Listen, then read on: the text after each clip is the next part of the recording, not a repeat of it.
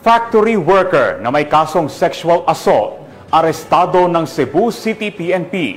Patrolwoman Judith Nicanor sa balita. Suwag sa rehas ang isang wanted na factory worker na may kasong sexual assault matapos itong maaresto ng kapulisan ng Cebu City sa Maria Gutierrez Street, Barangay Mambaling, Cebu City nito lamang nakaraan. Kinilala ni Police Major Michael John M. Arandia, Station Commander ng Police Station 11 Cebu City Police Office, ang wanted na suspect na si Raymart, 33 anyos na residente ng Purok Buntod, Barangay Hagimit, Nagas, Cebu. Ang suspect ay naaresto sa bisa ng warrant of arrest para sa kasong sexual assault na kaugnay sa Section 5B ng Republic Act No. 7610 o Special Protection of Children Against Abuse, Exploitation and Discrimination Act na may 240,000 na rekomendadong piyansa.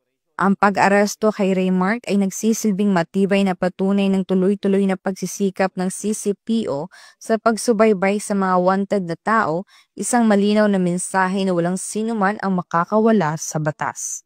Mula dito sa Central Visayas, ako yung Police News Network Correspondent Patrolwoman Judith Nicanor, alagad ng batas, tagataguyod ng Balitang Pulis.